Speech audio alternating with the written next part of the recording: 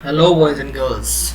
I'm Anurag Mishra and I welcome you all to my YouTube channel Private College Engineer. In my next video, how I reached from 3 LPA to 13 LPA in just 2.5 years. अब देखो भैया, मैं पहले एकदम clear कर दूं कि जो 3 LPA और ये 13 LPA ये इन हैंड सैलरी है. I'm not talking about CTC. अभी बहुत लोग होते हैं तो उनका ये डाउट होता है कि भैया ये ऑन पेपर की बात तो नहीं हो रही है. नहीं, ये ऑन पेपर की बात नहीं हो रही है. This is in hand salary. पिछला वीडियो आपने देखा था मेरा TCS निंजा इंटरव्यू एक्सपीरियंस. तो TCS से ही शुरुआत की थी मैंने. तो अभी क्या है कि अपन तो देखो भाई प्राइवेट कॉलेज से हैं, ठीक. अब प्राइवेट कॉलेज स्टूडेंट से ज़्यादा एक्सपेक्ट नहीं करते लोग, क्योंकि वो मानते हैं प्राइवेट कॉलेज से बीटेक किया है तो ज़्यादा कुछ नहीं स्कोप है, क्योंकि लंबे समय से ही ऐसा भी है कि नौकरियाँ ही नहीं मिलती लोगों को. तो एक अच्छे पैकेज की तो बात ही बहुत दूर रही. तो ये थोड़ा सा स्टीरियोटाइप है. ऐसा नहीं है कि आप अगर प्राइवेट कॉलेज से हो तो एकदम ज़िंदगी ही ख़त्म हो गई आपकी, आप कुछ नहीं किया जा सकता. नहीं भाई, अभी भी बहुत कुछ किया जा सकता है, बस मेहनत करने की ज़रूरत है, वो भी एक सही दिशा. हम प्राइवेट कॉलेज में इसलिए हैं क्योंकि शायद उस समय जब हमें सही से पढ़ना चाहिए था तब इतनी समझ नहीं थी हमारे अंदर कि हम चीज़ें सीख पाते और सही से कर पाते. हाँ, लेकिन अब समय आ गया है कि हम कर सकते हैं. तो अगर अब भी नहीं करोगे तो फिर कब करोगे यार. इसलिए ये वीडियो टारगेट करती है नई ऑडियंस को, एग्जिस्टिंग ऑडियंस को. अब नई ऑडियंस मतलब जो अपकमिंग इंजीनियरिंग ग्रेजुएट्स हैं या जो ऑलरेडी एग्जिस्टिंग और अपनी जॉब में उतना अच्छा नहीं कर पा रहे हैं, उन्हें और बेटर अपॉर्चुनिटीज़ चाहिए. तो मैम अब अगर इस तरह की सिचुएशन है तो भैया आओ हमारे पास आओ, हम बताएंगे कैसे करना है. तो उसी साथ अगली स्लाइड पे मूव करते हैं. देखो PPT बनाई है यार, वो इसलिए ताकि आप लोग बोर ना हो जाओ, अभी तब इस वीडियो में फोकस कर सको. तो पहली कंपनी TCS.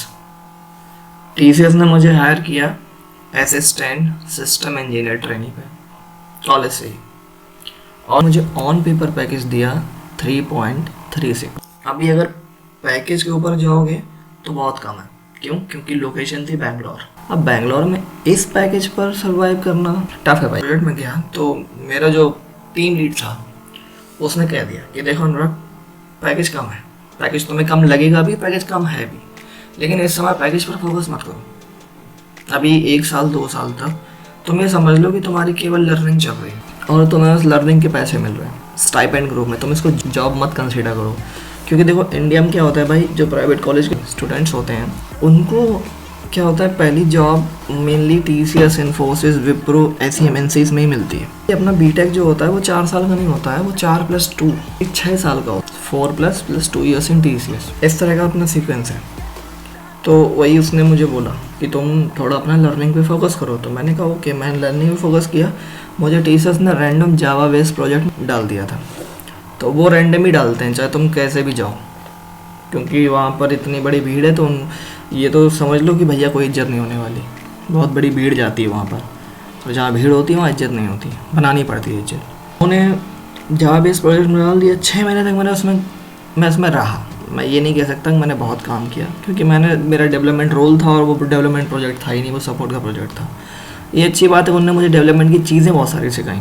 तो चीज़ें बहुत सारी सीखने को मिली, लेकिन वो भी किसी काम की नहीं रही, क्योंकि मैंने 6 महीने बाद जब प्रोजेक्ट मेरा चेंज हो गया, वो प्रोजेक्ट ही बंद हो गया. उन्होंने मुझे रिलीज़ कर दिया तो प्रोजेक्ट चेंज हो गया. फिर मैं स्विच हो गया क्लाउड डोमेन में, और फिर उसके बाद फिर मैं क्लाउड डोमेन में ही हूँ अब तक.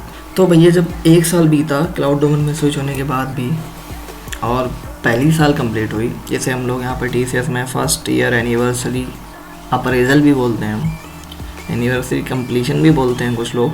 सोचा कि हाँ अब शायद देखो क्या हो. तो TCS में ही था, पोस्ट हो गई हमारी, ट्रेनी हट गया असिस्टेंट सिस्टम इंजीनियर. अब हम पैकेज का सोच रहे थे यार कि कितना मिलेगा, हाइक कितना मिलेगा. हाइक हमें मिला मिनिमम जितना मिल सकता था 3.66 LPA. अब सच बताऊं तो वो जो वीडियो के टाइटल में लिखा है ना 3 LPA, ये है 3 LPA. इसका इन एंड था 3 LPA, क्योंकि मुझे बहुत अच्छे से याद है ये जाके बना था एग्जैक्ट 25,000 समथिंग रुपी. तो भैया मेरी यार आंखें खुली. मैंने कहा यार seriously, it was around 700 to 800 rupees per month hike. Yes it was. ये बहुत ही बिटर ट्रूथ है TCS का. ये तो बहुत कम है। अब कुछ ना कुछ तो करना पड़ेगा भाई, ऐसे काम नहीं चलेगा। तो क्या करें? उस समय क्या कोविड का टाइम था यार, तो कोविड के टाइम पर हम स्विच वगैरह नहीं कर सकते, रिस्की था थोड़ा। और अभी क्या कि क्योंकि डोमेन चेंज हो गई थी तो एकदम इतना कोई श्योरिटी भी नहीं थी कि कोई एकदम से जॉब मिल ही जाएगी, क्योंकि हम तैयार ही नहीं थे, मेंटली प्रिपेयर्ड नहीं थे। ऊपर से घर पे थे, वर्क फ्रॉम होम चल रहा था, तो इतने जागरूक भी नहीं थे। तो अब TCS में रह के कैसे करना है इंक्रीज़, उसका एक तरीका था। TCS में कैडर्स होते हैं, जैसे कि हम लोगों को हायर किया था निंजा प्रोफाइल पे, जो लास्ट इन वीडियो था मेरे यूट्यूब पे, वो यही था कि TCS NQT Ninja interview experience. तो हमें निंजा पर किया था हायर, जिसका पैकेज था 3.36।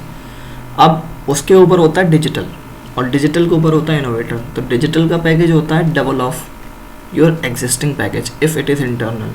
If you are coming as a digital cadre from outside, then it is definitely 7 LPA or plus.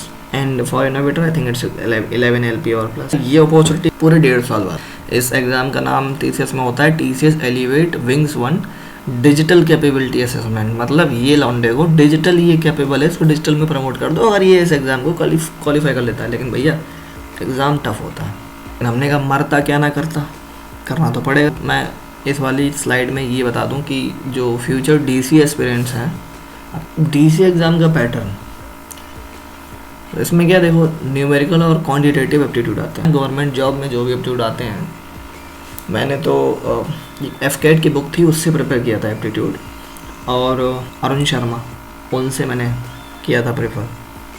Arun Sharma का एप्टीट्यूड बढ़िया होता है। फिर आती है verbal and non verbal reasoning.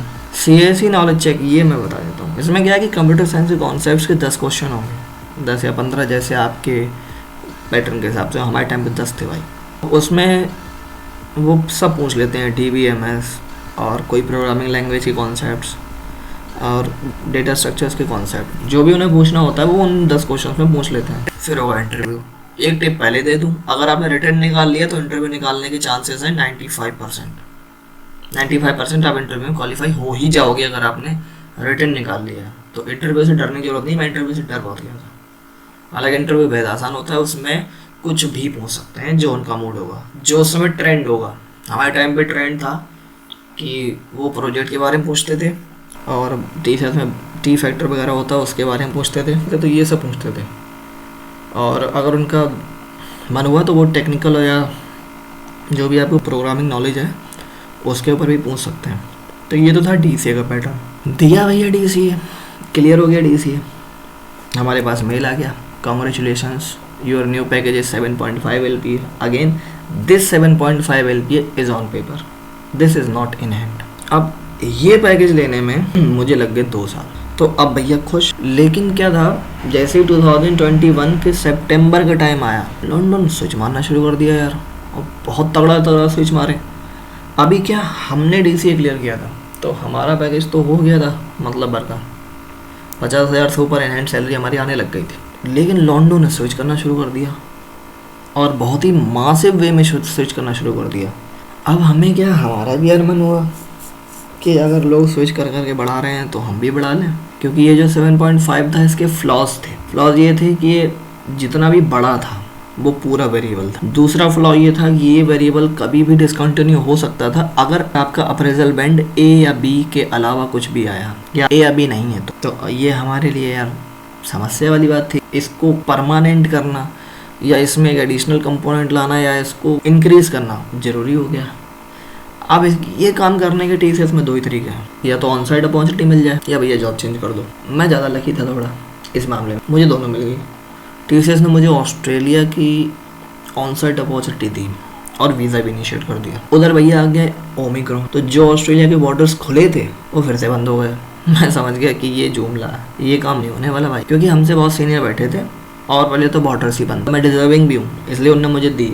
तो जब बॉर्डर्स ही नहीं खुलेंगे तो क्या करोगे भाई। तो फिर मैंने यार ये ऑन साइट वाला जो था, मैंने कहा ठीक है डाल देते हैं नोटिस। भैया हमने जॉब चेंज कर दी, मैंने नोटिस डाल दिया TCS में। अब अगली कंपनी आई, अगली कंपनी का नाम रिवील नहीं करूँगा, अच्छी कंपनी है। अभी क्या है, मैं TCS में ही हूँ और नोटिस पीरियड सर्व कर रहा हूँ। दूसरी बात, ये फिक्स नहीं है क्योंकि अभी मुझे है काफ़ी टाइम है, तो मैं अभी और भी अपॉर्चुनिटीज़ को एक्सप्लोर करूँगा, तो इसलिए मैं नाम किसी का नहीं लेना चाहता यहाँ पर। तो उन्होंने मुझे पोस्ट ऑफर की सीनियर सॉफ्टवेयर इंजीनियर, और पैकेज भैया हमने जिसकी उम्मीद की थी उतना ही, ये इन हैंड है 13L। तो अब ये डबल डिजिट था और ये 2.5 साल में हो गया था। तो मेरे लिए तो काफ़ी बड़ी बात थी, क्योंकि मैं पहुंच गया उतने पैकेज पे। तो मैं काफ़ी खुश भी हूँ उस समय, और मैं आप लोगों को भी ऑल द बेस्ट कहता हूँ जो फ्यूचर एस्पिरेंट हैं, जो ऑलरेडी इस पैकेज पे या इस पे बहुत ही ज़्यादा पे हैं। उनके लिए तो भैया देखो ये वीडियो भी बेकार है और शायद मेरी सारी बातें ही बेकार है, लेकिन मैं जानता हूँ कि एक बहुत ही बड़ी जनता है जिसके लिए अभी भी ये बहुत बड़ा ख्वाब है। तो उन तक मेरी बात पहुँचाओ यार। तो उन्हें अगर इस वीडियो से थोड़ा सा भी मोटिवेशन मिले तो समझो मेरा काम हो गया। अभी क्या है कि मैं थोड़ा अपना एक स्ट्रेटजी बता दूँ, एक टेक्नोलॉजी ट्रांसफॉर्मेशन बता दूँ। ये वेरिएबल है, ये इंडिविजुअल टू इंडिविजुअल डिपेंड करता है। मैं अपना बता रहा हूँ, मैं किसी से ये नहीं कहता हूँ कि आप इसे ही फॉलो करो, बिल्कुल नहीं। आपको जो मना है आप वो फॉलो करो। हर चीज़ में पैसा है, कंप्यूटर साइंस में हर चीज़ में पैसा है। जो भी आप पकड़ दो, बस ये है कि जो पकड़ दो उसमें भैया अपना बेस्ट दो। तुम्हारे जैसा फिर कोई हो ना, ठीक, ऐसा बनने की कोशिश करो। मैंने स्टार्ट किया, मैं बता चुका था कि स्टार्ट मैंने एक जावा प्रोजेक्ट से किया था, उसका नाम था इंटरप्राइज सर्विस बस। ये क्या है भैया अपने खुद ही पढ़ना। 6 महीने बाद मैं क्लाउड डोमेन में चला गया। क्लाउड डोमेन जाने के लिए मुझे सर्टिफिकेशन करना पड़ा, तो मैं AWS सर्टिफाइड डेवलपर एसोसिएट बन गया। और क्लाउड में जाना ही सबसे बड़ा कैरियर टर्निंग पॉइंट था मेरे लिए। वहाँ पे मैंने पाइथन ऑलरेडी सीख रहा था, जब जावा में था तभी पाइथन सीखने लग गया था, क्योंकि मुझे जावा क्या बहुत बड़ी बड़ी लगती थी। उसमें जो काम तुम कर रहे हो, मतलब इतनी बड़ी बड़ी इसमें कमांड्स हैं या प्रोग्रामिंग इंस्ट्रक्शंस हैं, वो काम पाइथन में बहुत आसानी से हो जाते थे। तो मैंने पाइथन प्रेफर किया। और फिर यहाँ पे मैंने सीखे AWS क्लाउड के कॉन्सेप्ट्स और डेवऑप्स के कॉन्सेप्ट, और फिर अब मैं एक डेवऑप्स इंजीनियर की प्रोफाइल में। तो मैं बिल्कुल यार उम्मीद करता हूँ कि आपको डेफिनेटली यार इस वीडियो में कुछ ना कुछ तो अच्छा लगा होगा, कुछ ना कुछ समझ आया होगा, और कुछ ना कुछ ज़रूर मोटिवेट किया होगा यार कि हाँ हम भी ऐसा कर सकते हैं, हमारे पास भी कहीं ना कहीं ये अपॉर्चुनिटी है। तो अगर कुछ भी ऐसा है तो भाई thank you, and please like करो इस वीडियो को और सब्सक्राइब कर दो हमारे चैनल को यार, जिससे कि हम भी कुछ कर सकें।